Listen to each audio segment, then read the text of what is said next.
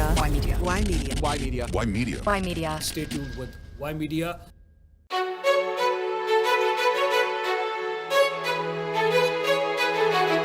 Why Media is a media company.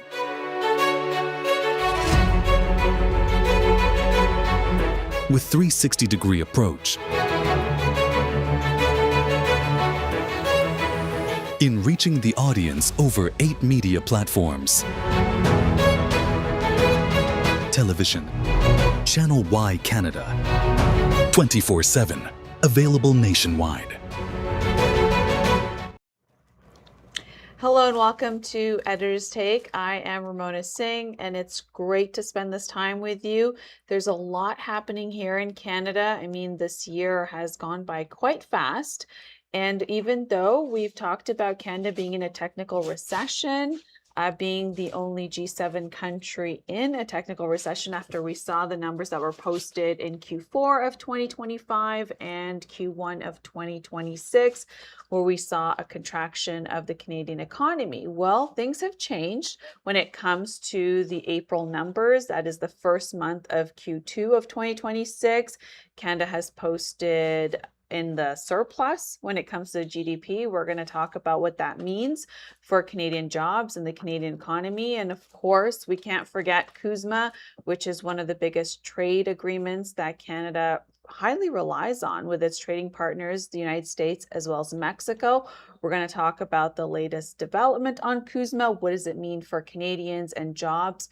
And of course, we want to be able to catch up on all of the things that have been happening, the ups and downs of this conflict that's been going on for more than 3 months when it comes to US, Israel, and Iran, and what it means for the global markets, but what it also means for the region in the Middle East. And so joining me today is the group editor of Why Media, Yudhvir Jaswal, who's going to break down all of these issues so we understand better what's behind the headlines. Hello and welcome. How are you?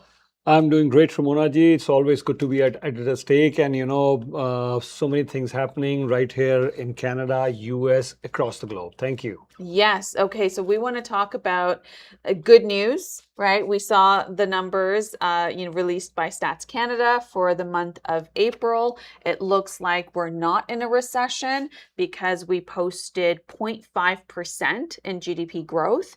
And essentially, I think the bigger question is this a rebound or is it a temporary thing? What are your thoughts on it?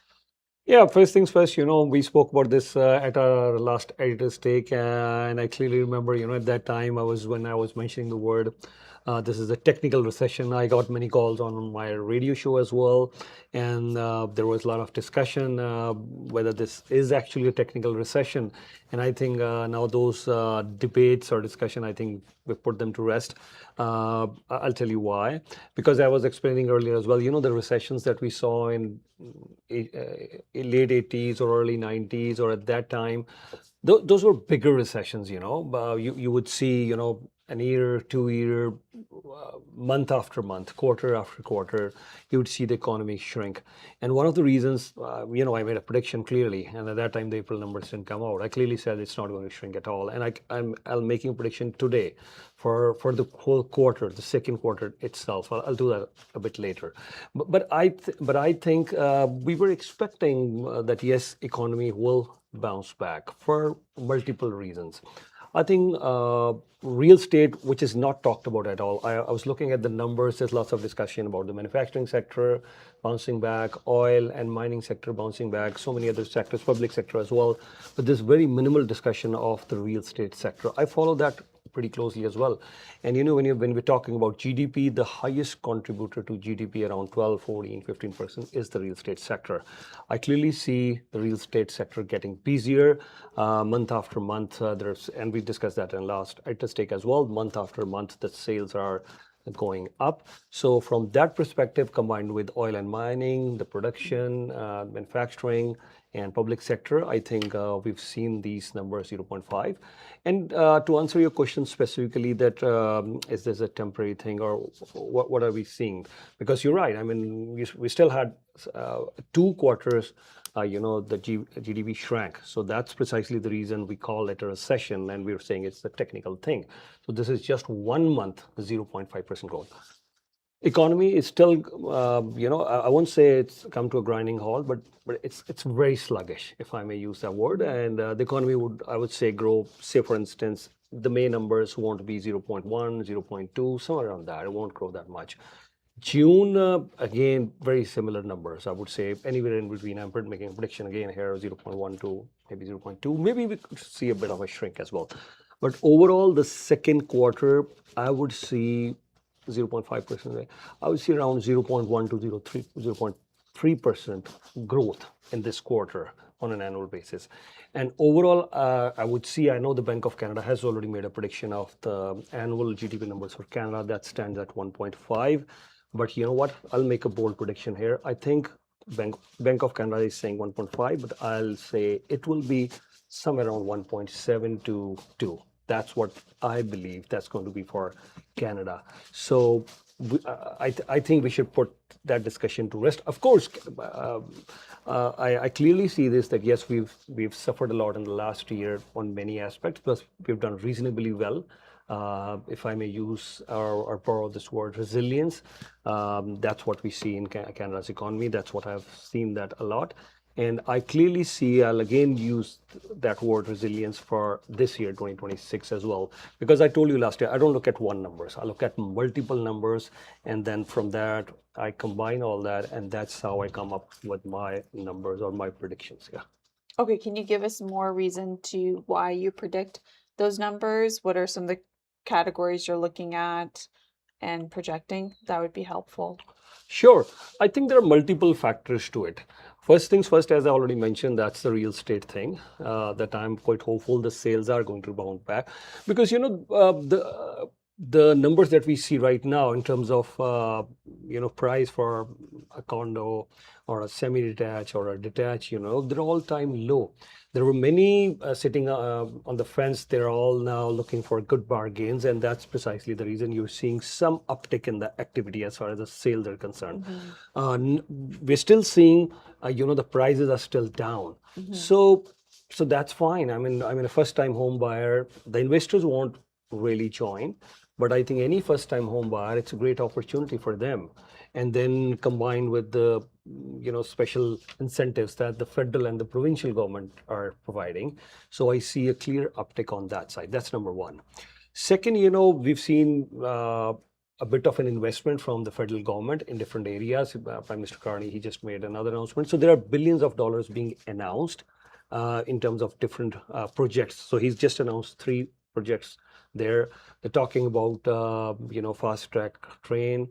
They're also talking about incentives. So all these investment put together, I think our economy, yes, of course, it's not going to do too much, but it'll still gain. Third point that I want to say is we've done a free trade agreement with Indonesia. We're trying to finalize the free trade agreement with India. Prime Minister Mark Carney, I think he traveled almost 24 countries in the last 12 months or so. So from Japan to Australia to China to India to Europe, I would see a clear growth in the exports. The other part, the only one thing I'm really concerned, and report after reports, Bank of Canada has mentioned that. And we all know that that is the uncertain part, that's a moving part, which is, very uncertain, bringing a lot of uncertainty. And that part is how the CUSMA would play out in the coming months or in the coming years. So with Trump, deal or no deal, there'll always be some sort of uncertainty. Another aspect, as much as I'm more of a real estate guy, but I do follow stocks and everything else as well. To my surprise, 2025, usually, in the last many years, this was my thing too. I would always say, go south. This was my thing. I may or may not invest, but this is what we're discussing.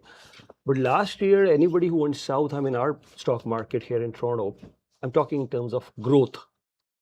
The US is a much bigger market, and the capital they are attracting, I don't think so any other country. I mean, there has been a capital flight from India, from China as well. So India and China not really, because we know one word, that's AI. Because of AI, they're attracting a lot of capital there.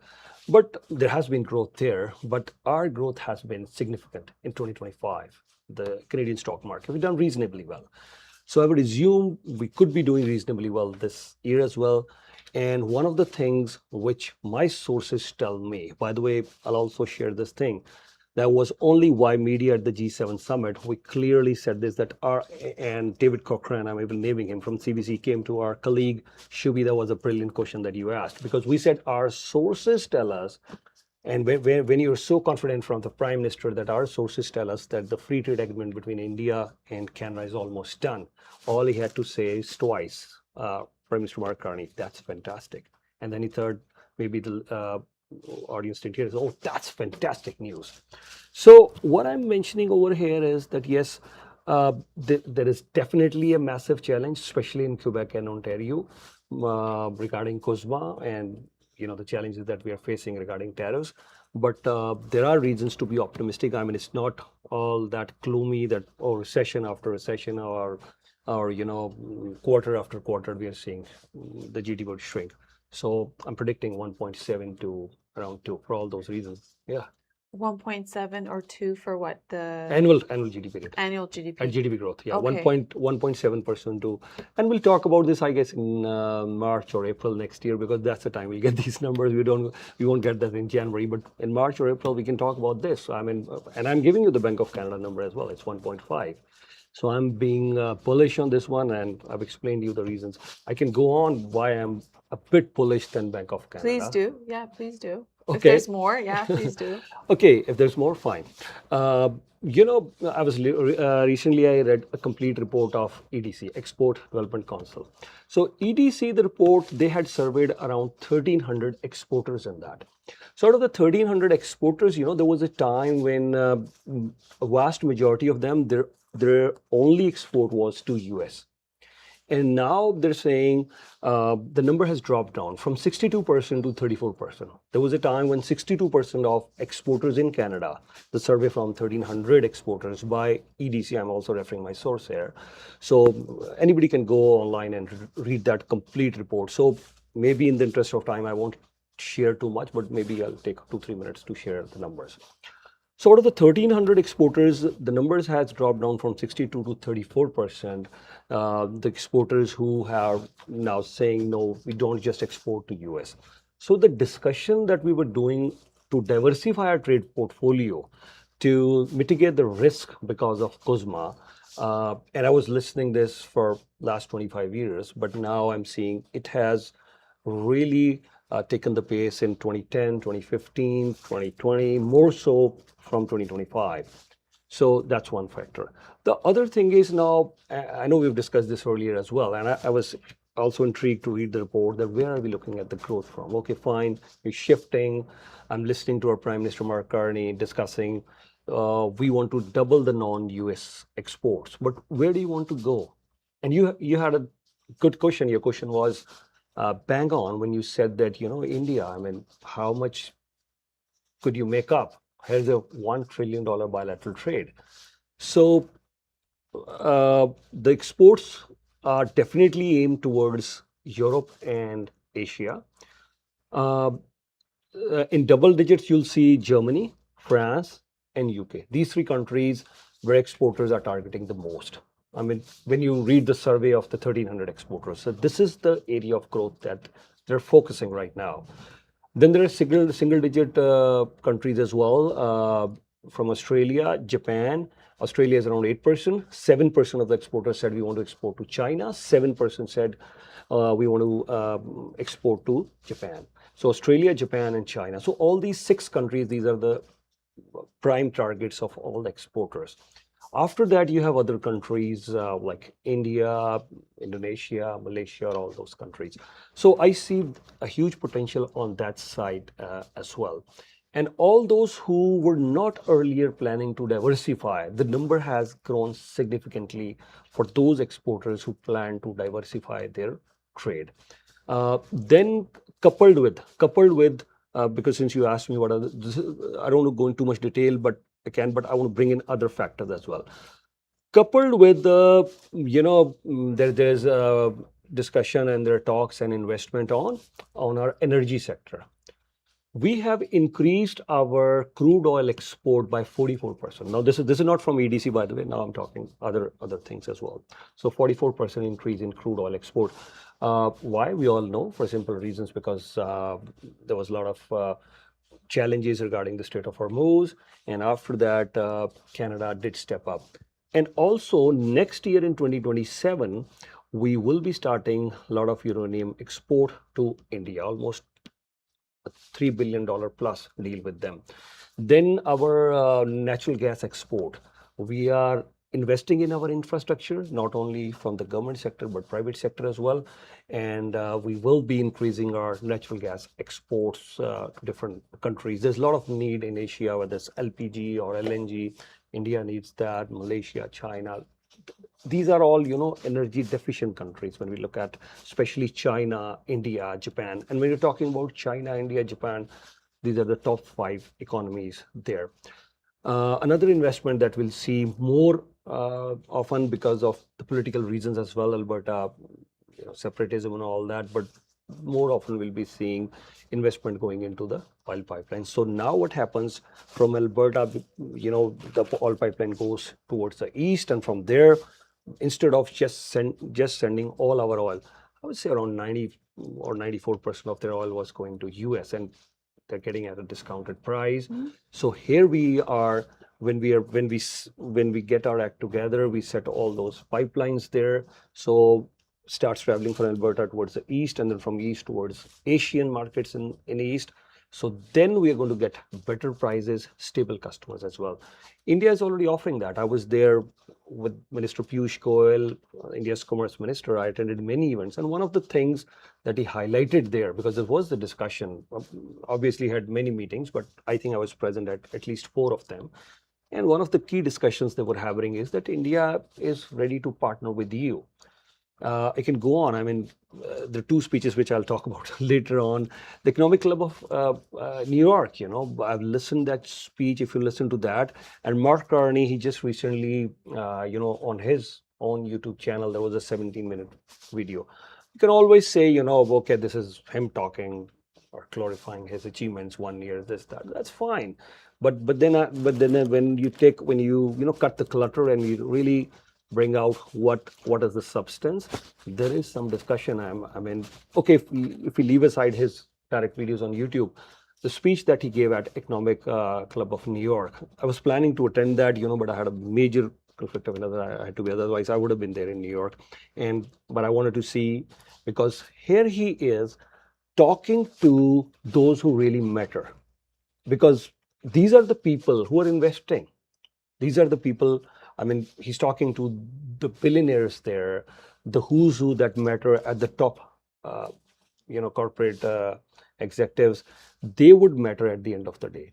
Now he's going, and it's not just the optics that I come in your backyard, Mr. Trump, I'm giving a speech at the Economic Club of New York. But he's also clearly saying this, that yes, we are ready for investment, and these are the areas which will give you better return. The stock market is doing good. Canada is stable. Canada is stronger. And he also mentioned that, Trump uses this a lot. Let's make America great again. So he said, a stronger Canada will make America great again. Please. Yeah, those are excellent points in terms of all the announcements and all the investments that our federal government is doing. But those are going to have long-term results in terms of a return on those investments. The pipeline going to the west, I think you meant from Alberta to British Columbia, and then off to the Pacific Asian markets. That's all in the talks. We already have the Trans Mountain there, but it's about increasing its capacity, and some other pipelines that are being announced. But when it comes to the pipeline to the east, which is where we are, that's a long term. We're looking at, decade of, in terms of development. Regardless, the oil that goes from Alberta to the United States, there's a pipeline there, 90% go there. It is below market rate. They refine, Albertan crude oil, and then they export. So that's going to be the case, because we're not going to shut off those pipelines.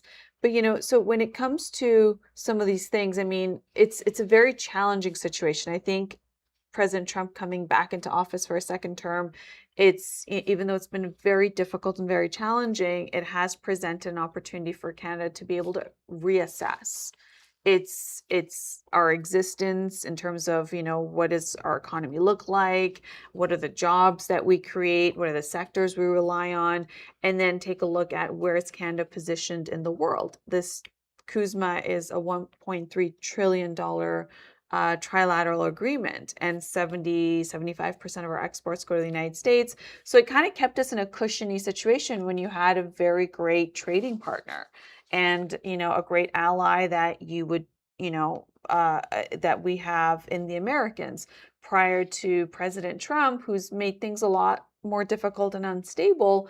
And now Canada's looking at where do we stand on the global stage, not just where do we stand in North America, for example, with our trading partners, Mexico and the United States.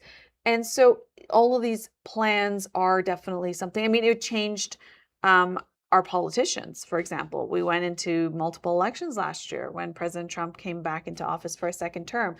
And so, yeah, so even though it looks very positive in terms of what the April numbers look like for the GDP, the 0.5% increase, and then even early estimates of May is at 0.1% increase in GDP. So it's looking positive, but what I wonder is what does it mean with the CUSMA situation, given that it doesn't have the 16-year term renewal, right? It came into effect after NAFTA back in 2020 on July 1st. It did have a clause of a 6-year review.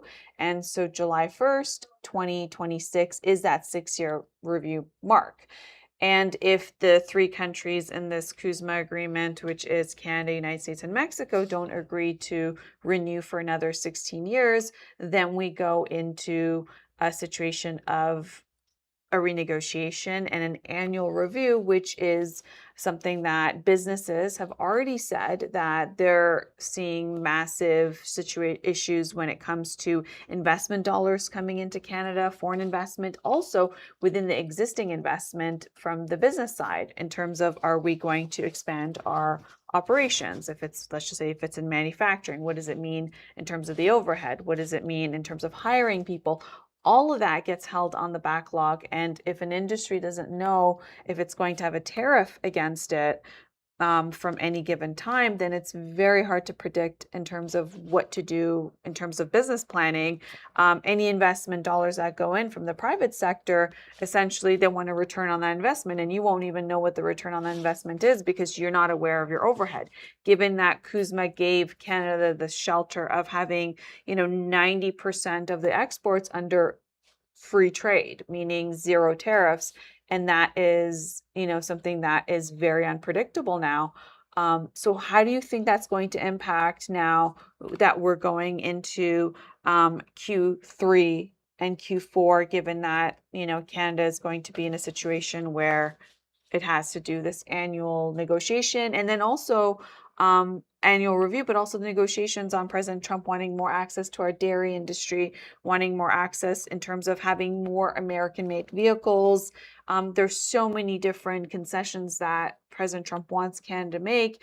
And then you have on the other side of the business community suffering, but then you have the unions, which are in the auto sector and they don't want to have a deal where it would mean less for Canadian workers. So I wonder what that would mean for Canada's growth and GDP, given this CUSMA situation. You're absolutely right. All the points that you just made, they are very valid and very concerning as well. Not just valid, but very concerning. Why? Because a lot of jobs, our economy, and a lot of other things rely on all those points that you just made. And that's precisely the reason that I didn't make a prediction. I could have been even more bullish. Instead of 1.7 to 2%, I would have made, in case all this CUSMA thing was settled and there was no war there, not much of war, but mainly this thing, I would have made prediction of easily I'm making 1.7 to 2. I would have said then 3% plus. Yeah, our economy would have grown this year itself 3%. That's the prediction I would have had in case we didn't have all these challenges. Those are Those are all valid points that you just made. So, of course, energy would play a very important role. And you're right, pipelines not just towards the east, but towards west, east-west pipelines. There's been a lot of talk about oil refineries, but here is US. Nobody has invested in the last 50 years in an oil refinery. So why would somebody invest here? As much as our prime minister is saying we want more investment, we want to attract capital, and the speech that he gave at the Economic Club of New York, I'm talking about that. But then, giving a speech is one thing, and I think his points are valid. But then the investors have a million things to think about before they invest anywhere, and especially given the current scenario, because they know, I mean, any major investment that will flow from US, uh, Trump is not going to blink. He's going to definitely look at that. Why would you invest in US? And then you're right on this point as well, that yes, the tariff things, especially in Quebec, and I mean, depends upon which industry you are in. The interesting part is, the merchandise export to US has actually grown from Canada. Precisely the reason was that China, certain things which are a little bit more expensive because of the tariffs from China. So, okay, fine, let's talk to our next door neighbor.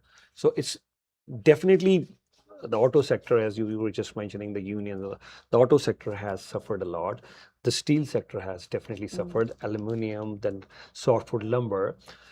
You spoke about dairy. Yes, they want more access, and that was a discuss. This dairy and the farming sector. This is a discussion in every free trade agreement. This is always a part of a major discussion, whether it's US and India, because India, has one of the most protectionist policies. So they also wanted to, as much as Canada or US offers, without subsidies, without the protection, the farmers won't survive. Whether we're talking US, and they are basically, providing us food on our table. So we have to support our farmers. We have to support our dairy producers. That's for sure. And every country does that, from New Zealand to Australia to Switzerland to European Union, the deal that we're doing with India, to US-India trade agreement. And you're mentioning unions here. That's a concern about the farming unions there in India too. So it's a concern everywhere. So that's one of the sticky points. And you're also mentioning regarding, among other aspects, I want to highlight, US also wants to, have a say how we're dealing with China. They may not say very explicitly, but that's what they want. They're concerned. Not only just what sort of EV vehicles are we importing, that they've said quite openly, but they also want to know, like, okay, the Chinese, these TikTok and all these things. So how's Canada dealing with them? If US says, okay, we ban TikTok, thank you, you should do that too. So that's what their expectation is. So there were around 36 points that US raised, and these 36 points that US raised, last I checked, I don't think so, even 20, and that's precisely the reason. Otherwise, if July 1st was the date, I mean, anybody would have been anticipating. So then they would have announced something, and how did I, say in certain times in journalism, I don't do that very often. We have to be very, very clear on our stats. But certain times 2 plus 2 does add up, and we say, okay, 2 plus 2 is 4. How do we do that? If at all there was, if Trump was leaning towards signing this agreement and letting it continue, this would have been announced at G7. Because then President Trump doesn't want to, announce this only between US and Canada. Here is G7. Then we would have seen a bilateral between President Trump and Prime Minister Mark Carney. When the reporters asked him, and I was watching the press conference live, and the reporters were asking him, did you talk to Trump? Did COSMA come up?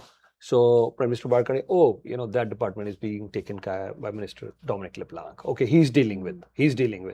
So yes, we all know Dominic LeBlanc is continuously in discussions with, his US counterpart, Jameson Greer. But then if Jameson Greer and Dominic LeBlanc are talking, and if things were really moving forward, if that was the progress, then we would have heard that at G7 itself. So we know those 36 points that US is talking about, they have not been fully resolved. And as much as Mexico is saying, I heard President Claudia Sheinbaum, she was mentioning that, we are on the same page with Canada. and we're working very closely with Canada. Tomorrow, who knows? Suddenly, President Trump would say, you know what? We're going to do a special deal with you, But Kuzma, no, we're not reviewing that. Where does that leave us? So, and anything could happen. And at this point, President Trump needs a win. And I'm sure we'll talk about at our stake the Iran-US issue, the political issue, the war that happened, and what's going on right now. But he needs more and more wins. The midterm polls are approaching. So he would definitely want to take a deal that, you know what, this is what we got out of it. But let me tell you another aspect. President Trump, was claiming we'll get trillions of dollars. They can claim we're getting trillions of dollars. The tariffs that he imposed on Canada and other countries. But I also want to remind our audience at the editor's stake, this is very important, as an editor or as a journalist. I just can't talk about yesterday's or today's newspapers. Yes, when I'm talking about everything, I need to look at the holistic picture. I have to go back to February when the US Supreme Court, when they gave a ruling that yes, the tariffs, I mean, it's not your jurisdiction. There's no such thing as emergency. So now that $200 billion, it wasn't there are no trillions of dollars coming in tariffs. No, there are no trillions of dollars. Okay, let's assume it's 200 billion, or maybe I don't want to put the number to 300 or 400 billion, but for discussion's sake, okay, even if it's 300 or 400 billion, I would assume it's $200 billion. Now that money has, I mean, who's benefited with that? Who's benefited? Tell me. Because that money is being paid by the importers. So if Canada is exporting anything, or China or India, that money is being paid. We all know that, right? There's no rocket science to this. We've discussed this multiple times. Why I'm bringing up this again? So what was the issue? At the heart of this, Trump was clearly claiming, oh, we have a huge deficit with Canada. So have you done anything to get rid of the deficit? Of course, there is a huge deficit. You have billions of dollars deficit with China, India, Canada. That's right. But after 1 year of tariffs, if the deficit has reduced maybe 2 billion, 5 billion, we're talking hundreds of billions of dollars here in trade deficit. So, and that has been for the longest time. So now if we're talking about this, because I'll look at the numbers every day. So if I would read the numbers, oh, we reduced the deficit by $150 billion. Now we're talking, oh, the deficit reduced by $150. Good job. Oh, the inflation rose by 1% only because of tariffs. Oh, inflation rose by 1%? Yeah. There are multiple reports in the last 6 months, maybe $700 or $800 the cost would increase on an annual basis per family. So our idea was to bring down the inflation, and here with our policies, the inflation has gone up. So with Canada as well, as much as I know these are very tough and challenging times for Canada, but I'm hoping at the start we thought US has a lot more leverage, but now I think maybe Canada also has some sort of leverage. I'm not saying that we are on strong footing right now. We have our own challenges, but yes, I would say Canada has shown resilience, and that's why I'm a bit optimistic on this. What is Canada's leverage? Canada's leverage is, first things first, that yes, even today, Prime Minister Mark Carney, I was listening to his speech, he says our relationship with the US is not that anymore. If at all it is anything, it's vulnerable. So sometimes he's using that's a thing of the past, the new order the speech that he's giving at Davos. I'm listening to him here in Canada. I'm listening to him in India. I'm listening to him when he went to Australia on a panel discussion. I'm listening to him in New York. So, and I listened to him here at Fairmont Royal York, when former President Barack Obama was there, his entire cabinet, one single theme. So, first things first, the central theme of all this discussion is, okay, enough. And you know what? When he gave a speech at the Liberal Convention, the loudest applaud that was when he stood up and he said, 3/4 of the Canadian dollar that was going to US in terms of defense spending. Here we are about to spend billions of dollars. I know many people, when I talk, okay, in Ottawa, or when I was in Ottawa for a few days and here in Toronto as well, Oh, what are you guys doing? Oh, we're in the defense. Oh, we're in defense. Everyone is moving to the defense industry, whether, working with the defense industry, or they're trying to set up some plant or do something or lobbyist. So why? Billions of dollars Canada would be investing in defense industry. But now Canada has the leverage. Now Canada is saying, thank you. Your F-35 fighter jets are the best. And Trump saying our jets are the best. They're performing this. But is Canada buying your F-35s? I don't think so. I doubt. I mean, maybe we are placing the order because you have to place that order well in advance. Maybe for the first batch, we could be placing orders. But then we are also talking to Sweden. We're also talking to other countries. Yep.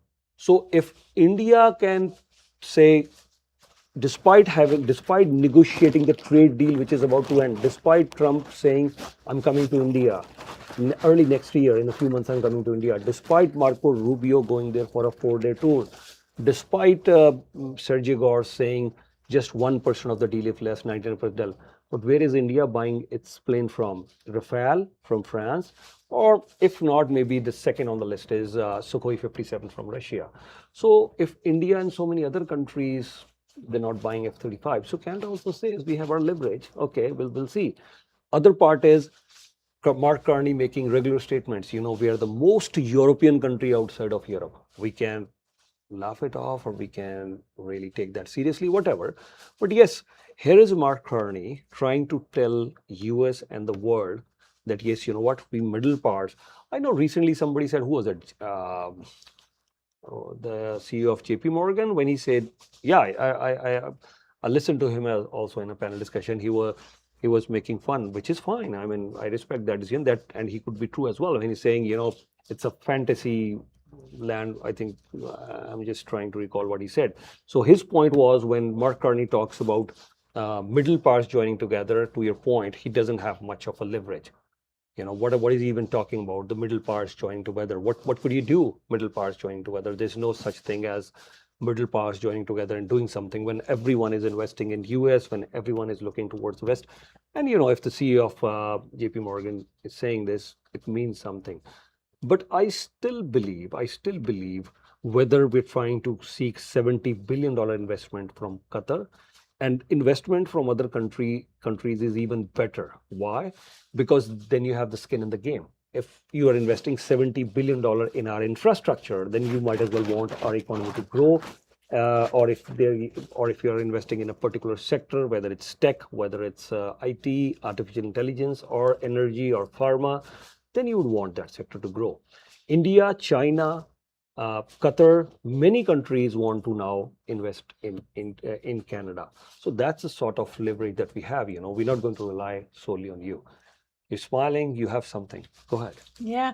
Well, I mean, those are all excellent points that we've been seeing in terms of all the moving parts and developments in the last little while. Given that there's $3.2 billion worth of trade that crosses the border of the United States and Canada every 24 hours, and America is Canada's #1 customer, 75% of exports go there. It's just very hard to fathom in the short term, or even how long will it take to be able to have multiple countries be that big customer Canada has. Right now, Canada has that one big customer, which is the United States, 75% of exports. America buys from Canada. Biggest leverage Canada has is its energy sector, obviously, but we're not going to turn off the pipeline. So that's a no-go, even though that's our biggest leverage. It's something that we can't even use the leverage of. Maybe we increase the price above, at market rate. I don't know how well that's going to go because we rely on them. Again, they're our only customers. So the thing, I guess the lesson here is that if you have one really big customer who you rely on for your livelihood, to have a standard of living, to have a new level of stability and predictability, that one customer starts signaling to you that I don't really want to buy from you anymore. I just don't. What do? Right? And then you have to go find new customers. But then what timeline does it take to be able to replace that one big customer who says, I'm sorry, but I don't want to buy what you have to offer anymore? And also, how many more customers do you need to find to be able to replace that one big customer who no longer wants your goods. And if you work in the private sector, there's a rule of thumb, which is the customer's always right. So how do you balance this situation? Because we could talk about what irritated President Trump, what policies Canada put out there, whether it's protectionist policies, on so many different things. But then there's also, we've known President Trump for like about 10 years now politically, and we know that he's very unpredictable. One moment he's happy. He was happy with Kuzma. He's the one who signed it. He's the one who his administration in the first term was the one who negotiated it. And perhaps maybe Canada agreed to a 6-term review period because they thought, okay, you know what, 6-year review period, because they thought, okay, you know what, he's going to be not in, if he wins a second term right after his first term, he's not going to be in office. It's going to be fine. And the luck that we have is that he missed that one term, and now the 6-year review is in his second term. And when you look at that, you really question. You say, okay, it's great our prime minister is getting all these trade agreements. That's great. But what to do? What to do when your one customer says, sorry, but not sorry. And that one customer likes to surprise you. So even if they renew it, they're going to add some tariffs. They're going to do random things. And so I think my question is, regardless of all the news and movement from the cabinet and the prime minister, how do you deal with the reality, the writing on the wall, that your livelihood depends on the United States and the United States doesn't want to buy right now? Yeah, you're right. And I think... I mean, they'll buy, but they'll charge you. Yes. And so therefore, whatever you're selling at now gets inflated in the price. So I don't mean not buy. Yeah, they'll buy, but now your costs are going up and you have to reevaluate. So for example, sorry I interrupted, but for something that I sold maybe for $100, free trade, meaning no tariffs on it, now they're adding a tariff. And let's just say my cost now with the new taxes is a 150. Now my overhead is, now do I fire people because I just can't afford to have the staff? Do I reduce my production? How do I go source my material to bring down my costs to be able to have some sort of profit? Or do I go out of business? And then how many jobs are we looking at being laid off? I mean, as soon as you put the tariffs on the auto sector, we had plants closing down immediately, indefinitely sending people home because they're like, we wouldn't be profitable. Even if you go and put a 20-25% tariff on our auto parts, we're not going to be profitable. We can't open our doors because we'll lose money if we open our doors. Right? So it's better not to even be in, to operate, to be in business. It costs you more to open your doors. So what happens in those situations? It's a reality. Yeah, you're right on all those points. And just to further your point first, and then I'll talk about other things as well. How do we counter that? To further your point, first of all, I'd like to highlight, you're right. It's not that, you're right, it's not that they will still buy, but they can even stop buying as well. I'll tell you how. Yeah. Because there are many examples, but one of the prime example is the Stellantis plant, here in Brampton itself. I mean, when Stellantis saw that, okay, fine, we're getting more incentives here, or it's better to produce here, or okay, fine. So they say, okay, we're not going to really start, manufacturing more cars here. So Stellantis did that. Then, even if I don't name, everybody will understand, So there are other auto manufacturers as well. So when they started calculating that, yes, if we manufacture it here in Canada, the parts go back and forth. By the time they do all those calculations, they say, no, the final product, they'll go to the dealership. The dealer, because, say, for example, I'm just picking on a name here, a Ford. A Ford says, okay, I am producing this pickup truck, and you have a Ford assembly plant here in Oakville, right? So they say, okay, this finished product with all the tariffs, included, and we don't know what's going on, any further tariffs. So they say, okay, fine, if we produce here in US, and by the time we deliver to the dealership, it'll cost a little bit more. Say, for example, even if it starts costing 5,000 or 10,000 more to the dealership would say, how are we going to compete? People are not just only buying Ford, they do their own math. So if a car is manufactured here in US, and it could be of a different brand, and maybe it's Chrysler or some other brand, and then you have to compete. Yeah. So vice versa too. Vice versa, say for example, Chrysler has the same issue, Stellantis could have the same issue.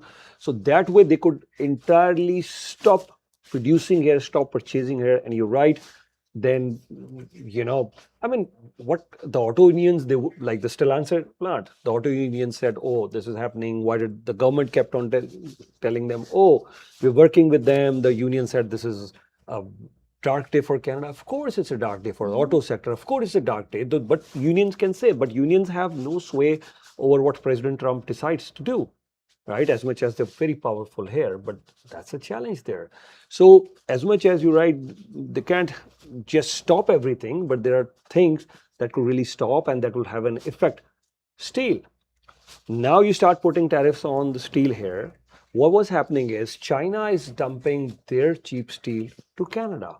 So the Canadian steel manufacturers, what would we do? Oh, we start dumping our steel, or I'll use the word right one, actually export, but that's their terminology in US. When you read the US, not the newspaper, but if you read their statements from the US steel producers, oh, we say we are exporting it, but they say, oh, you're dumping it here because of China is dumping it there at a low price, you're dumping it here. So now to protect their steel manufacturers, because they're producing all those steel, and US, I was looking at their stadiums about a couple of years ago, and for many years, I'm really impressed by the infrastructure recently that US is producing. Amazing stadiums that you see, from LA to New York to Houston. I mean, oh my God. I mean, as much as I was enjoying all these Copa America games, a few years ago, and now I'm enjoying all these World Cup games back again. You see all those soccer action. Oh, stadium. I mean, Canada played the game in LA. Oh, beautiful stadium. And I'm planning to go maybe this year, next year. And as much as I'm a cricket fan, and there's a cricket stadium being built there, I want to go visit that as well. But I also want to visit these beautiful soccer stadiums there. So all that, when you are building all that infrastructure, you need steel. So the steel manufacturers would say, why not steal from US? So again, to your point, furthering your point, no, we do not want to buy your steel.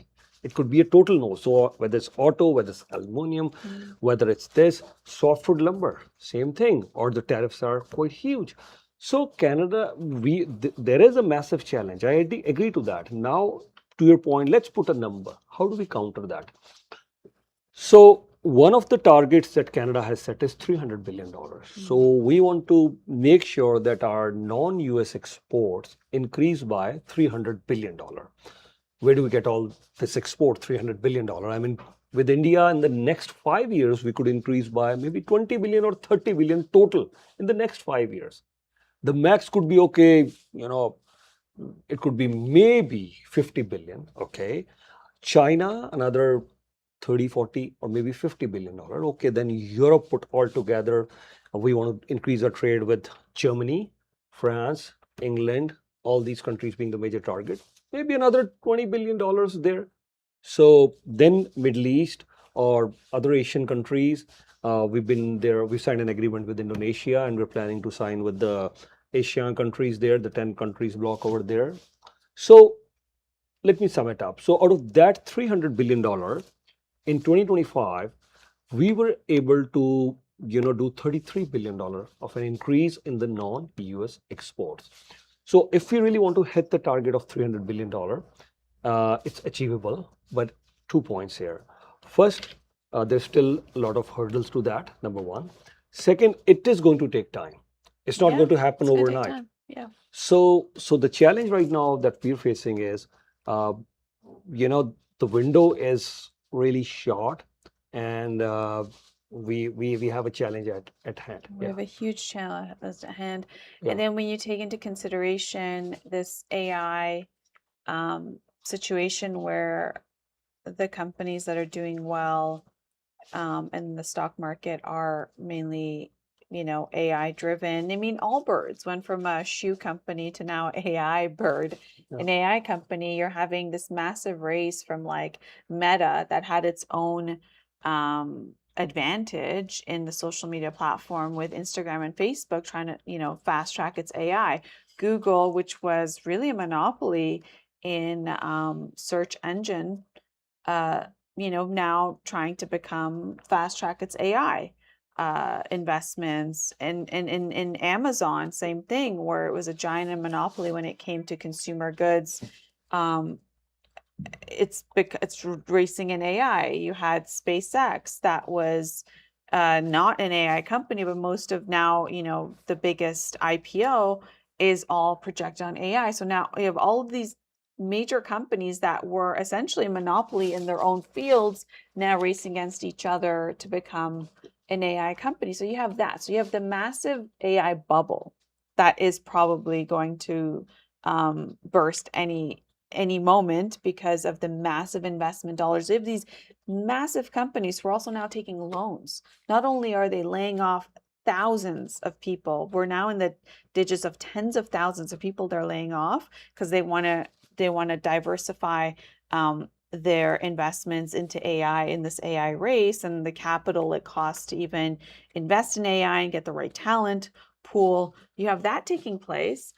But then the valuations of even some startups, because their AI it's a AI bubble, like happened with the railroad. It happened with when the internet, there was the internet bubble. So we know it's a matter of time, and we know that that's going to have a massive impact on society as a whole. So you have all of these challenges at the same time, and then you have Canada in a situation where, the fourth largest reserve of oil is in Alberta. Alberta, you have a premier in Alberta who's now scheduled a referendum. Yes, that referendum is not in a binding situation that, if it gets voted yes, that they go start the process, like they start, the process of separating from Canada. All it is if it's a yes, then they'll start looking into the legality of how to pursue it for a future referendum. But it's still going to have weight depending on how that goes. Now, there's reports that majority of what's happening online is not even, it's like foreign, right? That's what we saw in Brexit as well, which created a momentum for what took place in the UK. You have the elections, the provincial elections in Quebec in October. And again, on the ballot is that there'll be a referendum if, a certain political party wins, to be able to have a referendum on Canada. So here's Canada having these challenges. And we know when it comes to investment dollars, and more specifically in a place like Alberta, is that they need to know that the government is stable. They need to know the people are stable. They need to know all of those different things. So it's a very challenging time for Canada, even though I have to agree with you on the optimism I have for Canada in the long term, because it looks like we're now taking a look at what's happening, what's our positioning in the world, what are we doing domestically. But then there's also the question of, we have all of these trade agreements, yet we've limited our immigration numbers, and we know we need more Canadians to be, right? We need a higher population to be able to even service the level of agreements we're signing to be able to prosper. So that's another challenge. I think Canadians, our birth rate isn't comparable to other countries like India and the rest. So we really rely on immigration. That's another aspect that we have to look at it. We went through a period of mass immigration that created a situation where it was a strain on our infrastructure, right? Our housing, our our healthcare and everything else in between. And then we went through a process where we're like reducing those numbers, but then we're seeing how it's impacting the GDP and then the Canadian economy and our growth. So there's a balancing act I see that has to take place, but these are all, of course, long term. But the point coming back to is that right now what we're facing is there will be, it feels very challenging times ahead because, this CUSMA is Canada's lifeline. Yeah, you know what? As much as we're all celebrating Canada Day, and if I may ask you this question, and you highlighted quite a few points already, but I won't. I think this definitely deserves a discussion because we're at crossroads right now. As much as we are celebrating Canada Day, but I think we're facing challenges from US, the global challenges as well for our economy. And if our Prime Minister, the two subsequent prime ministers have clearly mentioned. I mean, our former Prime Minister Trudeau clearly said this. We may agree or disagree with him, that the relationship that we had with the US is over. It's gone.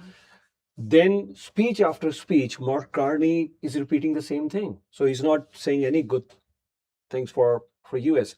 Similarly, US President Trump, I mean, he's not mincing his words, whether he wanted Canada to become a 51st state or thanks, we also manufacture our auto here. We don't want your cars. So many things. And we have our own internal challenges as well. I mean, it's not just the international front, but the domestic front as well. We have so many challenges. I mean, from inflation to housing to rise in the crime. Do we need more immigration or do we need less immigration? So multiple challenges at the foreign front and at the domestic front. And while we're celebrating future, I mean, we should be asking this question on Canada Day, and you just highlighted those two very important points. I mean, on Canada Day, we have to discuss this as well. Two of our major provinces, a referendum on referendum, happening in Alberta. Of course, it's just a referendum right now that should we have a referendum or not, and then things will kick in. But then, as you just mentioned, PQ not only is talking about holding a referendum, but PQ also mentioned that an independent Quebec will join NATO and NORAD. So that's a very significant statement made by PQ, which could be forming the government in Quebec in October. And we all know they've been talking very openly about, separatism. As much as, at least I want a united Canada. I want to see a united Canada. I don't want to, if I go to Quebec, I don't want to take a visa going there or going to Alberta. I might want to go there sometime in the summer next year. I don't want to take a visa there. And more importantly, I want to see united Canada. United, we're strong. We're a bigger country. We can share the resources. Of course, the concerns have to be addressed, whether it's separatism from Alberta or the concerns in Quebec. But with all these multiple challenges, I think I want to know your viewpoint. Where do we stand? What is the future of Canada? And just in 10 seconds, I also want you to touch upon this aspect as well regarding the population that you just mentioned. I mean, we're not bringing in that many immigrants now. The number of temporary foreign workers, we are reducing that. And actually, Prime Minister, in his statement, he was saying, yeah, we've done well. So that's the position moving forward. Your take on all this. Future of Canada. The future of Canada, I feel that given where Canada was prior to President Trump's second term, even his first term, Canada was, you have to question why Canada had a pipeline from Alberta to the United States and why it didn't have a pipeline east coast to service its major populations in the province of Ontario and Quebec. Why did we not plan for those things? Why weren't we've had the province of Ontario talk about the Ring of Fire for a very long period of time with our critical minerals. We never really developed it. Alberta having the fourth largest reserves of oil in the world, we didn't really develop our pipeline to the west coast off of British Columbia. Yeah, we have the Trans Mountain that eventually, after investment dollars left, our federal government footed the bill. But in terms of having a massive capacity, we saw in the war with Iran, United States, and Israel, we saw that took 3 months, but at its peak was like 40 plus days. We saw because the Strait of Hormuz was closed, we saw Saudi Arabia expand its capacity through its other port, which went through the Red Sea, and it was able to do it in a short period of time. So the question remains, why didn't Canada have these thought processes? Why was it first of all sitting on all of its resources? And then secondly, not develop its resources, its pipelines, and then try to say it's bad. Meanwhile, we know we still rely heavily on oil, right? And having this entire thing where, oh no, we need to have carbon tax, we need to do this. I'm not saying climate change isn't real, but then when you look at India that said, if 2015, when or was it 2016 when everybody signed up to the Paris Agreement, India said, no, thank you. We're still a developing nation, and we can't sign on to the climate policy and have carbon tax and this and that. And look what they did in 10 years. Look what they did in 10 years, and they just opted out. And or other countries when they do that. And so you have to ask, like, was Canada meant to stay small because of the powers that be decided that Canada should just not grow and still always remain the shadow of the United States? Was that really the ideology of what was imposed? Because why is it that we didn't have premiers and prime ministers and MPs and MPPs fighting for these things? And is it just we had like a sweetheart deal where we have one customer, they take our exports, we rely on those industries, we have predictability and job numbers, we're bringing people, but yet we don't build fast enough. Like, we talk about housing challenge, but Canada's the second largest country in the world. We're not short of land. This is not Hong Kong. Okay, we're not shy of land at all where we need to just build skyscrapers. We have abundance of land. We just live in the southern border of Canada US border. And so why is it that we didn't develop our communities fast enough? We know when residential housing goes in, we put in the community center. It's a cookie cutter where you throw in the plaza with the Walmart and the grocery store and the TD and the RBC, and then you have the nail salon place, and then you have the community center, and then you have these are cookie cutter communities that even if you go to Hamilton or you go to Markham, it looks the same. There's no difference because we know based on this many households, we need to have this many schools. We figured all that out. We don't have a problem in that. But why is it we didn't build fast enough? Why is it that we don't have a highway? If Toronto's the biggest population in all of Canada, like, why is it that we just didn't do, is my question. And prior prime ministers, prior premiers, why weren't we developing our critical minerals when you know that the rest of the world needs it? You know that you want to be a player and that you could become a power player if you wanted to, right? We have everything. We have oceans on all sides from the east to the west to the north. Yes, our biggest border to the south is another country, which we've had really good terms with, except obviously, the rebellions and back then, when we had Upper Canada, Lower Canada, but that was a long time ago. But we have a really good relationship with our southern partners, but we're not in a situation where we can be invaded like other countries, like Ukraine or what you saw in these other countries where they don't have waterway for protection.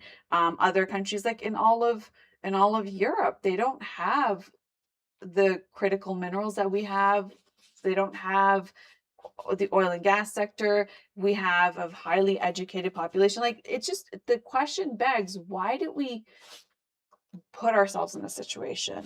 Was there an agenda that we were not aware of? I mean, I think the population, okay, maybe we became complacent, but where was that vision from our leaders who are now trying to have a vision? Like, we just learned that Ontario is doing a trade agreement with Utah, and we know that BC is trying to do other trade agreements with different states. But it's just kind of at a point where you're looking at what's happened in Quebec, which has been going on for a few different decades now, and now we're seeing that uprising in Alberta as well. And so the question remains, what why didn't we wake up fast enough? Because now we're awake, and yet we know, like, we got to take the medicine. When the medicine doesn't taste good and it takes time to recover, and perhaps we'll be in a recovery period, and maybe we do need hope and optimism through all of it. But it looks like the vision that we potentially have right now, or the questions we're asking, will lead to those better questions of better planning. And I think that was the thing, was the plan always to keep Canada smaller than America. And now that Canada is looking like it's doing so many things, we also have a referendum coming up. What happened? Right? Like, all of a sudden, like, I mean, yes, we could say for a long time Alberta's been feeling a certain way, but why did we have these laws in place that really created this situation with Alberta where we're like, no, oil and gas sector is massive in Alberta, but we're gonna write laws that are against it. Like, why do we do those things? Is the question. And it feels like sometimes it was more sinister than just whatever the case is. Yeah. Yeah, I think those are very good points, and I'm sure most of us are asking all these questions, and you're right to ask this, and everyone is asking all these questions. But we're talking about the future of Canada, but you're right, we have to, just zoom out, take a step back, and really introspect. Where did we lose the plot? And if you ask me, you know what, we built first things first, on Canada Day, while we're all celebrating Canada Day, you know, so I must say this, uh, we- Canada is the most beautiful country in the world, number one. It is. It is. Number two, when we talk about G7 earlier was G8, by the way, and Canada was also one of the founding members. So Canada is one of the richest countries because G8 earlier and now G7 is a group of the biggest economies, the richest countries on this planet. So go ahead. No, please, please. Yeah, G20, we're part of G20. And I think we built an amazing country in terms of infrastructure. We were having Olympics, 1976, the Montreal Olympics. We're building great infrastructure. But then, to answer all your questions, you're right. Somewhere down the road, we got complacent. And you asked a very good point. And that's my point to everyone now. You said, was it deliberate to keep Canada smaller so. than US? Why? I You think so? Well, yeah, because Uh-huh. I've heard all kinds of stories about Okay. the oil and gas sector, for example. There's so many technology that just didn't come, that was forbidden to come to Canada. Mhm. From different sectors, from different business groups, they're saying, hey, why is it? Canada is one of the richest countries in the world, yet we have an affordability crisis. We have a housing crisis. Yeah. Tell me if that's not deliberate. We have abundance of everything. You could desire that countries go to war with those countries to extract those resources. We have all of it and more. Right. And yet, of course, thank God, no country's coming to war with Canada under the guise of religion or to spread democracy or whatever it is that has been said previously, or to eliminate terrorism and then exploit the natural resources of a country. So we're the richest country in the world when you add up everything we have at our disposal, from forestry, from everything, fresh water, from critical minerals, from oil and gas, like everything we have at our disposal. Yet we have an affordability crisis where our unemployment numbers are high, our youth unemployment numbers are high. And then you have that aspect. We have a housing crisis. Why? We have so much land, we have so much lumber, we have so much steel, we have so much aluminum, we have everything it takes to build a home. Right. And we have contractors, we have educations, we know how to, we have standards of education, regulations on every industry. So it's not like, we have infrastructure, we can get goods to the marketplace. Yet, why is it that we have all of these challenges if they were not created? Two reasons: either they're created on purpose, or we're just so out of touch that we can't count 1 + 1 = 2, right? And I don't think that's the case. I think we're very smart, hardworking people. So where do we lose the plot in your terms? And then why would we have like this 10-year now in law with MAID, right? Where somebody can now you can get assisted dying, right? If you're in a dire situation with the illness that you have and it's incurable. But now there was that criteria of now it would extend to mental health, that's on hold.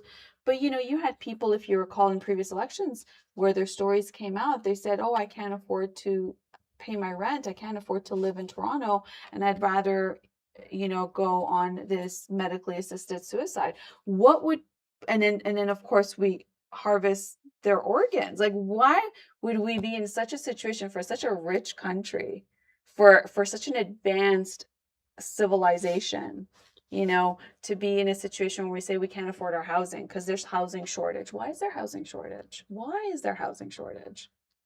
I understand if we're in a tiny little island and there's nowhere to build, right? But wouldn't you understand that? So I don't understand why we have these problems that are solvable. Like our concerns are solvable. It's not like we have issues in our society that you cannot solve. Like there's just like nowhere to live, there's nowhere to work, there's nothing to eat. Why? We can make enough produce to feed all of Canada. Why are grocery prices so high? We have the land, we have the capability. We have a tiny population, all this farming land. Like literally Canada is a green belt. If you fly from East Coast to West Coast, if you drive through it, it's all a green belt. So why are millions of Canadians going to food banks? Because food is expensive. Why? I don't like these are problems we can solve. So excuse me if I don't want to hear another politician come to me and talk about a cultural celebration that we're going to get up to or celebrate this day or that day. Can we start solving very solvable problems that we're facing? Just like Canadians need to have food, water, shelter, basic criteria need to be met. And then there's the rest. So it's just bizarre. We're having these debates. Are you conservative? Are you liberal? Are you NDP? It's not about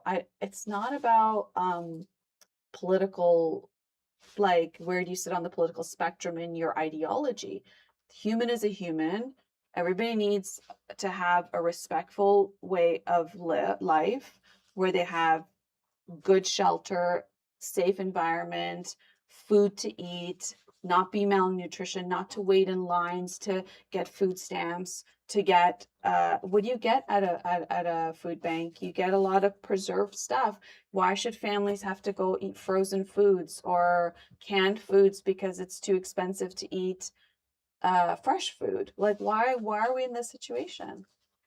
And you can't say it's because there's, we're lazy and we don't want to work. Like it's not that at all. Actually, more Canadians are working multiple jobs, their day job, their side jobs, their hustle. They're working Uber, they're working, they're delivering food, they're driving, they're doing all these extra other things. Why is that the case? Why can't they afford basic? I think I'm not sure whether it was deliberate or not, but you're right to add to your point, that yes, all these things are definitely they could be solved. From my viewpoint, I think there was slackness. We lost the plot. We got complacent, and with due respect, I'm saying, was there that sort of vision even today as well? Even today as well, when we're talking, even our Prime Minister Mark Carney, with utmost respect, I'm saying this thing. I beg to differ. I really beg to differ when we're saying, okay, the middle powers should get together.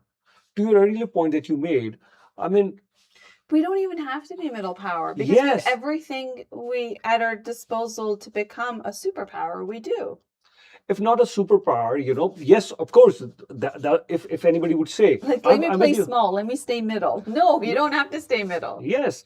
And if not a superpower, at least a global power. We should use, the words matter a lot. If I'm saying this, I have to participate in Olympics, I have to participate. Then the Monaji will think, okay, fine, Yudhvir has to participate in Olympics. If I say nothing short of a gold medal, I don't want to play second fiddle to anyone. On the victory stand, I will be there at winning the gold medal. That's what I aim for. And of course, anybody could say, Yudhvir, at your age, gold medal in Olympics, fine, I'm aiming for that. Let's see how it goes. It's still 4 years for the next Olympics. So that's what we should aim for. So yes, we could aim for superpower, but minimum, this is the term that I'm using these days a lot. We should, and what better day to discuss this when we're all celebrating Canada Day. We should aim to become a global power. And when I say global power, what is my definition of global power? And you can discuss this, that this is not possible or this is not possible. And as you've just mentioned, I think you would also agree, we have all the resources to become a global power. When I say we want to become a global power, the first things first, economy, because without money, without our GDP, without those numbers, we can't do much. So yes, we're still in the top 10 bracket. I mean, we're not the 25th economy of 200 countries. No, we're not even the 15th or the 20th economy. We're still hanging in there with $2.5 trillion economy. So first thing first, global power in terms of an economic power. How do we get there? A clear-cut vision, number one. Second, a tech power. And to become a tech power, all it needs a vision. How do, and we're next to US as well. Look at the influx of money that's being pumped into US only because of one reason, AI. BlackBerry was the last thing that we created. But after that, are we putting any money in R&D research? And we need to lay out a plan that how do we become a tech power? The next iPhone, something like iPhone. I'm throwing random ideas here. Okay, we create a plane here, fine. And this plane doesn't need any sort of aviation fuel. Okay, wow, that sounds great. Okay, and we create a prototype and then it comes into the market after so much testing. You're right to your earlier point. When COVID hit, we didn't have any vaccines here. We had to buy at an good for us. Our procurement minister at that time, she was able to secure, but we had to pay a lot of price for that. We didn't produce much of the personal protective equipment at that time. It was approximately 3%. Now I would say the PPE is around 40-50%, but we did extend our manufacturing capabilities. But where are we now on vaccine manufacturing? Right? So there are so many things. So the second point for a global power, I'm saying a tech power. That's very important because the next wars, like you look at the Iran, what is that? A technology. You're firing drones, you're firing missiles, and here they have all this firepower in the world, but still, they're at least fighting. So a tech power. Third, of course, you have to become a military power today because the world is becoming more and more hostile. So we have to become that as a military power. Third and fourth and final thing, as you just mentioned, we are a G7 nation. Housing problem, inflation problem. These are basic needs. We were the only one in a recession. We're the only one in a recession. So Why? why? So for to become a global power, we need to check that the prosperity of the citizens. It could be called as a prosperity citizen index or whatever we want to call that.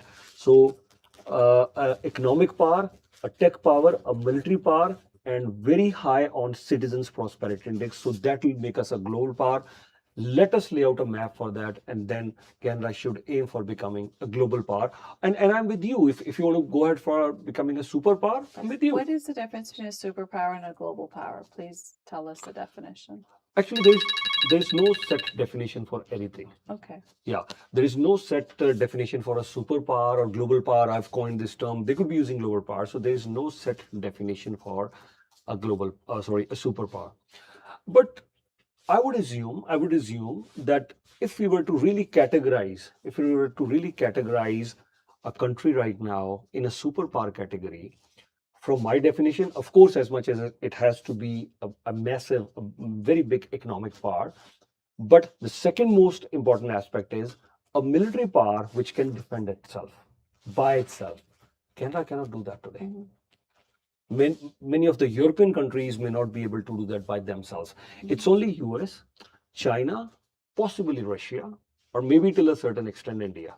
These are the only four powers that can really, they're huge economic giants as well. US, huge economic giant. That's a $30 trillion plus economy. China, 20 trillion and heading towards 50 trillion. India, inching up the fastest growing economy on this planet. So India quickly moving towards a 10, 15, 20, 30 trillion dollar economy. And all these four countries, Russia is not that big of an economic power, but it's still a major military power. So when I am saying superpower, so I'm only looking at three things right now, for to become a superpower. This is very dear to my heart, the Citizen Prosperity Index that I spoke about.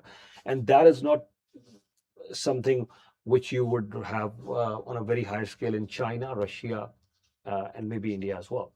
But for a superpower, number one, economic power, Canada is like, what? We're 2.5 or, okay, heading towards the $3 trillion economy. We're not growing at a pace that we would become a $10 trillion economy. Mhm. Uh, if we lay out the maps by 2050 or by 2075, in the next 25 years or 24 years or the next 48 or 50 years, if China would become a $60 trillion economy, US or India would be somewhere around 50, 52. Maybe one would be second or third. And where do you have the rest? I mean, here you have a $60 trillion economy, then you have two economies which are 50, 52. And where do you have the rest? The entire European Union would be $20 trillion. And where is Canada? So we're not a superpower. No. To become a superpower, fine. Is there a roadmap in the next 24 years by the time China hits $50 trillion? We don't have one. We don't have a. So it's. But the Yeah, go point ahead. is, we could. That's the I'm with point of you. our conversation. I'm absolutely Is with that you. we're that not yes, we even can. talking about these Not even levels. talking. Yeah. We're just talking about the federal government giving us a groceries benefit payment to 12 million Canadians because Canadians are hungry right now. Yeah.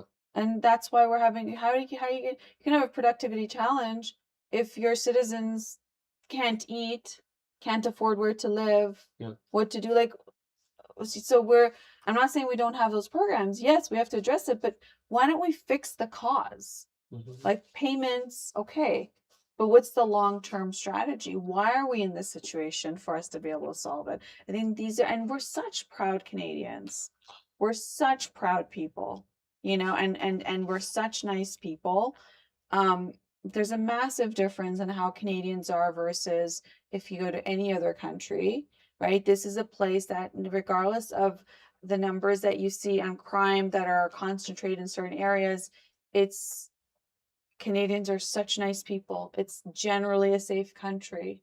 It's one of the most beautiful countries if you were to ever travel throughout some of our provinces, coast to coast. It's just you're left in awe of the beauty of this place. And so it's just such a sad situation to see that we just put a band-aid on certain situations by saying, okay, here's a payment. Okay, a few $100s is not gonna change the problem that a family would receive. Or, when Ontario said, okay, well, you don't have to register your license every year, you'll save $130. That's not gonna solve the problems, right? Like, thank you, but can we start addressing the critical things that we need to, so we're not in the situation where we have every 4 years an election and then we talk about what to give away to this group, to that group. Let's start solving problems. Let's put people in a position of prosperity where they can afford to buy a home. That any young Canadian can afford to be a homeowner. Why can't we have that? Why can't we have that as a target? Yet these numbers are so small. Like, oh, we're gonna build a home, we're gonna put 40,000 there. It's not enough, right? Why? And also that's also housed out. That's also priced out people, because we have like concentration of few houses, and it's priced people out. Yet we have so much abundance of where we can. And there's also the planning of cities. Like, how can we, now that people have started working from home and technology is in a place, you don't need to live in Toronto downtown. You don't need to live in some of these hubs. You could live outside, like, but there's just like, where's all that planning? What's our trajectory? What are we hearing about? It would just be so great to have solutions to these problems that are just so solvable in a short period of time too. Yeah. In a very short period of time. Yeah, I couldn't agree more with you. In the interest of time, I know we have to wrap up the show as well, but in the Yes. interest of time, I could lay down 15 points with facts and figures behind that how Canada can at least talk about. And you know what? I won't rule out talking about becoming a superpower. Why not? Why not? At least aim big. But the minimum standard should be a global power. I don't even like this word middle power. Because to your earlier point, is this a deliberate attempt to keep really Canada a middle power, a small power? Why? You're right. All these things are definitely doable. So in the interest of time, if I could lay down a few things, first things first. There's a lot of talent that's being wasted. How? because a lot of the immigrant population that comes to Canada, then they say, okay, fine, healthcare is one good thing, but I think we should move to states. A lot of my colleagues, from my engineering college days, I would say 90% of them have gone to We're states. still shy of 1 million doctors here in Yes. Ontario. Yeah. And we have the brain drain that medical professionals study here and they go to the United States as well. Every field, those who are immigrating, they go to states, and the doctors are moving to states. Then you have so many of the engineers who studied here. I mean, we have one of the finest college, whether you're studying from Waterloo, my friend studied from there, or even anybody who was born here in Canada. Because when they move out, one thing that we are not realizing, all these people who would have created jobs, who would have supported the economy, if they are moving to US, so we're losing all that taxpayer base, which would have helped us in affordability, lesser tax, and a million other things. Number one. So we need to work on that. Number one. Number two, very quickly, tourism. France has the maximum number of tourist visits every year. US makes the most money in tourism. We're such a huge country. So are we really working on tourism? Look, we blew this opportunity. Ronaldo playing in Toronto. Oh my God, at a stadium here. So I doubt even many, I mean, soccer fans would know Ronaldo is playing, but how many even in GTA know Ronaldo is playing here in GTA at a stadium here? So we blew this opportunity. The world was watching you. We were at a global stage, and very importantly, the Canadian team, Qatar was spending $200 billion to host the Soccer World Cup. So here we are, we got this Soccer World Cup and we blew this opportunity. I don't think so. We did a good job of, because that vision is not there, right? The other thing which I spoke earlier as well, how do we make this as a tech hub? The third point, let's make this as a tech hub. This is where the next forefront of growth will come from. Fourth, very important point, energy. Canada has all the things that the world needs. We've spoken a lot about crude oil, the natural gas, uranium. We also have all the rare earth minerals.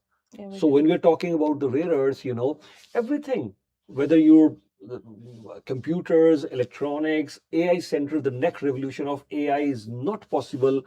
We have to become an integral part of all that. So where are we on that front? Fifth point, are we able to really, now we've started attracting some investment, but we got complacent. Let's go out in the world. There are a lot of sovereign wealth funds in the Middle East. There are huge capital investment could come from China, India, Japan. They could invest in our economy. They could create jobs. They could help us build a lot of infrastructure. We can also go and help them in building their infrastructure. There is a lot of opportunity for exports. So the bilateral trade agreements. So we're doing that, but it had to be done a lot faster earlier. It has to be, yeah. No, Yeah, go ahead. please No, finish please, what you're please, go saying. ahead. No, No, go please ahead. finish. Yeah, go ahead. Finish what you're saying. You're Okay. laying out a whole plan. Please. Yeah. So, okay, that's another point. Now, another aspect is when everybody wants to immigrate to Canada. So when we are bringing in immigrants, we stopped this investment because foreign buyers investment. So that investment into real estate has stopped. Then how are we making this a place attractive for all those billionaires? Why those billionaires are moving to Dubai? Why can't those billionaires move to Toronto, Vancouver, or anywhere here in Canada? So they will bring with them when those billionaires come over here. Most of the US states are fighting. Oh, California is fighting with Texas. Okay, we have those laws. We are making these laws. Some of the billionaires moving from California to Texas. So why are we not creating those facilities over here that we bring in billionaires over here? They will be here. Okay, fine. Dubai, the ICC, the International Cricket Council, the office is in Dubai. Dubai or UAE is not a big cricketing nation, but they built huge cricket stadiums. They're offering a lot of incentives for that. So they're doing million other things to do that. They ran their economy on oil and gas, and then they invest in all those other things. We are at par in oil and gas in terms of the amount that we actually have probably more than them because we haven't extracted the way they have. Yeah. One last point out of the 15 points in interest of time, I'll just say seventh and rest eight we'll discuss in some other show. I'm a huge, huge supporter of infrastructure. I know because we have infrastructure deficit in almost every single municipality that you talk today. They'll say, yeah, there is infrastructure deficit. So where is that vision? Where do we bring that money? Is it going to be a public-private partnership, or we bring in foreign investment in that? But a massive infrastructure, and we need that. It's not like China that okay, the infrastructure is overbuilt. Okay, enough of it now. Guangzhou to Shanghai to Beijing. No, we need that. China can host uh, a soccer World Cup and Olympics simultaneously. That's the sort of infrastructure that they have today. Today, I doubt we can even host Commonwealth Games today. So, build that infrastructure that will help support the economy, create the jobs, and our vision, a global power or a superpower. Go ahead. Well, I think there also needs to be incentive for Canadians to start families. Okay. Right? You have South Korea that's now massively incentivizing people to get married, to have families. They even give them subsidies, they give them housing at a much affordable rate. And even so, prior to marriage, they've now invested in like certain parks and community places so people can go on dates and everything else. Because, when you have Canadians creating families and increasing the birth rate, because Canadian values are not just like they're not easy to come by. When I talk about Canadian values, what are Canadian values, right? There's this there's this courtesy we have for each other. We do. Even, for example, how we cross the road. The Canadian values are you don't just jaywalk. No, you pay attention. If somebody's in need, you go help what's going on. There's a level of things that we do here, even when it comes to how we drive. We don't just drive diagonally across the parking lot. We don't just stop where it's inaccessible for others to pass by. I'm talking about very little things, but they multiply in terms of how we are. I'll give you the perfect example.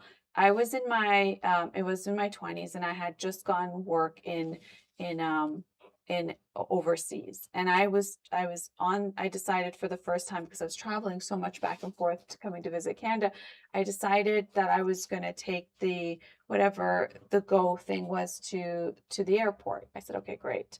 So this one time I experienced this where the person who gets on the go didn't have, I think at the time it was like $2 to get on the go, and then said, oh, sorry, I can't.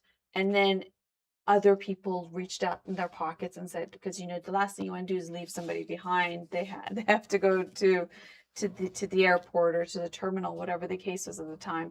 But I remember seeing that, thinking like only in Canada, because at the time I was in England, and in England, like if you can't afford your bus fare, the bus driver will tell you get off, or like the transit.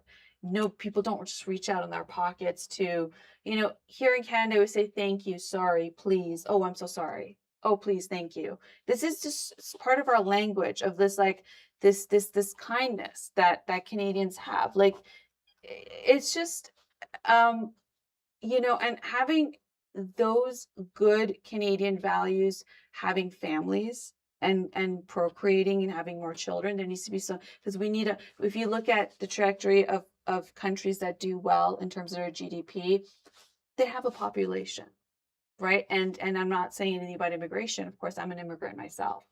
Um, and immigration's all good and fair, but then there needs to be some sort of incentive for younger people, and maybe they would settle down if they could afford housing. Maybe they would settle down if they could have good jobs that pay them well to be able to afford to have a good standard of living, right? Maybe they wouldn't be putting it off till late 30s, early 40s, because they're trying to make a career and having multiple jobs. How are you supposed to make a family if you have multiple jobs? When do you have the time? So there's a lot of things I think we need to also look at to be able to be like, how do we grow our own population? I mean, because we assimilate. You came from India, you weren't born here, you're an immigrant. I wasn't born here, but do you not have Canadian values now? Isn't there, because you've spent time here? Do you know what I'm talking about? Those values that now you realize the difference when you go back to your home countries or to other countries, and you realize how different you are a little bit, because there's like a level of like kindness and care and like law-abiding citizen that's part of this Canadian identity and values. Do you know what I'm talking about? I can't agree more with you. And you know what? You asked a very important question. I never thought it that way. To your earlier point, and then we'll talk about Canadian values as well. You're right. I mean, yes, I'm all in for immigration, and I'm an immigrant myself, as you just said. We both are immigrants here. But then those Canadian values, the very social fabric of this country. Huge. And if you would ask me, I didn't come here as an Did I come here to study? No, I did my engineering. I was married in India, so I didn't come here to study or engineering. I was not an economic migrant. I was doing very well in India. But the reason that I stayed, you highlighted that point, that social fabric, those Canadian fabric, I said, Canadian values, I said, oh my God, I love this. And when I say Canada is the most beautiful country in the world, I say this so often. I love Canada. I want to have a united Canada. The reason is, you've hit the nail on the head. The reason is, if I had to sum up, if somebody asked me, you say the most beautiful country, Switzerland is beautiful. This is not the biggest economy. This is not the biggest country, but the second largest country, in terms of population, we're not there. Is it the World Cup champion of soccer or cricket or Olympics? How many medals do? I said, all that is great. Not the most visited country. There are other destinations when you talk about tourism. Then why would you say? Yudhvir, I've heard you very often saying this, and you've reminded me. Actually, you've helped me articulate that answer well, because that's what I always wanted to say. Why would I always say Canada is the most beautiful country in the world? Exactly, that is the reason. I love my country. I'm from India. I'm proud of that. I love India. If today India is playing at 3 a.m. in the morning, I'll wake up to cheer India. I have free day. Every day I'll wake up. But still, I'm saying Canada is the most beautiful country in the world. Why I'm using the adjective most? I'm not saying Canada is a beautiful country. I'm saying the most beautiful. The reason is, you've just mentioned that. You've hit the nail on the head. And that's helped me articulate this. Canadian values. Of course, on stop sign we stop. And I would say, okay, sir, please. Yeah. Even if I have the right of the way, I'll flash my lights, sir. Please go ahead. And it's not even about others. This is what, and you know what? Our own ancient values in India. When we start soul searching, when we start really reading about what was about it in ancient India and that part, you used a very important thing for India, the father of spiritualism, Mother of spirituality, spirituality, mother and father of spirituality is spirituality to India. India. Yeah, it Why? is. Yeah. So when I look at all those values, whether it's from the Hinduism, whether it's from Buddhism, Jainism, Christianity, the Sikh religion, Islam, all those values, when I read, they're very much aligned with the Western values. But this country, Canada, we're filing our own taxes. They say, okay, fine, fine. Stop sign, they would assume you'll stop at stop sign. You mentioned about jaywalking, absolutely right. Even when we're walking, we'll say hi, how are you? Very nice and a polite way. These are Canadian values. We are concerned if someone is hurt, that compassion, that kindness, Yeah. And when I came to this country, though it's a funny thing as well, and those are the Canadian values. When I came to Canada, the first time I landed at airport, and I suddenly realized that you need $1 to put in the card. And I had, I have money, but these are all traveler's check. So suddenly there was a gentleman right beside me, and he said, take this Right? dollar. They take this dollar. I Yes. said, no, thanks. I don't know what I said, no, no worries. You can pass it on somewhere. Thank you. And this guy left immediately. And I said, oh my God. Yeah. That's I mean, cool. he just understood. And he was looking at me because he realized, that yes, this guy is here. I was all by myself. I was at 26, and that was the first time at Peterson International Airport for me. So this guy is helping me out. So many times, multiple times, the police would, this is Canadian values, the police would stop you. They'll say, sir, I think, what speed were you traveling? Do you know that? Oh my God, where else would you get that? These were many reasons I decided, you know what, I'm going to stay in this country. this is the and till date I'm saying this after I would say almost 26 years in this country. This is the most beautiful country. And don't take me wrong, I love India. I'm from India, proud to be born in India. I love my heritage, I love my roots. I want India to become the biggest economy. But on Canada Day, while we're celebrating Canada, you highlighted such an important point. So why not? It's very difficult to, impart those Canadian values. I must admit that myself. It took me some time, and I was young too. It took me some time, and maybe I went back soul searching on my roots. I started seeing Buddhaji and all those things that helped me really, get those Canadian values in me. But there's no plug. So, I mean, the Yudhvir that I am today, when I was 26, I was a different Yudhvir. As much as there was a lot of spirituality being practiced at our home, even at that time. But I should admit that the compassion, the kindness, those and those manners, those etiquettes are one thing. But that compassion that I see over here, I mean, I've been to almost every single hospital that you can name in GTA. Just recently, one of our colleagues, was in hospital, and I went there. There was a guy sitting on a wheelchair, his leg amputated, and there was another female sitting over there. And as much as I was in Russia, I was taking smoothies for my colleague, and then this guy, hi, how are you? I had to stand. I had to talk to this guy. And the energy exchange that I had with this gentleman and the lady sitting beside, both of them on wheelchair, he was all smiles.